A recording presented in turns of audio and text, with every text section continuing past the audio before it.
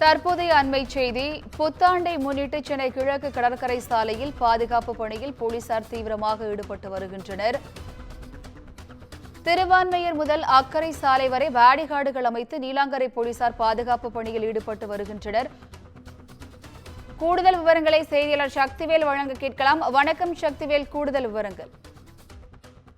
நிச்சயமாக வணக்கம் வினிதா. இன்று நள்ளிரவு முதல் மக்கள் புத்தாண்டு கொண்டாட உள்ளனர்.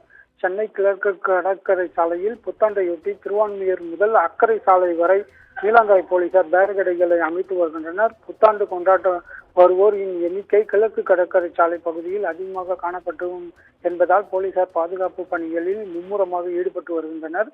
சாலையில் அதிவேகமாக வாகனங்களை ஓட்டுவது, மது அருந்திவிட்டு வாகனங்களை ஓட்டுவது, சாலை பொதுமக்களுக்கு இடையூறாக செயல்படுவது போன்ற சம்பவங்களில் ஈடுபடக்கூடாது. அதனை தவிர்க்கும் விதமாக திருவான்மையூர் சாலை முதல் அக்கரை சாலை வரை சுமார் 10 கிலோமீட்டருக்கு 1 கிலோமீட்டர் தூரம் என்றவாறு பேரிகேடுகளை அமைத்து போலீசார் தீவிர கண்காணிப்பு பணியில் ஈடுபட்டு வருகின்றனர்.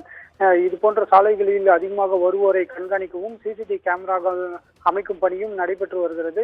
மேலும் ஈசிஆர் கடற்கரை பகுதிகளில் மது போதையில் குளிக்க செல்வது, கடற்கரையில் அமர்ந்து மது அருந்துவது, அதிக சத்தத்துடன் பாடல்களை வைத்து நடனம் ஆடுவது, அதிக சத்தத்துடன் கூடிய பட்டாசுகளை வெடிப்பது போன்ற செயல்களை தவிர்க்கும் விதமாக போலீசார் கண்காணிப்பு பணியில் ஈடுபட்டு வருகின்றனர். குறிப்பாக கடற்கரை பகுதியில் இருந்து சுமார் 20 அடி நீளம் 300 மீட்டர் தொலைவில் பொதுமக்கள் கடலுக்கு செல்லாதவாறு ஆங்காங்கே கட்டைகளை அமைத்து தடுப்பு பணிகளிலும் ஈடுபட்டு வருகின்றனர்.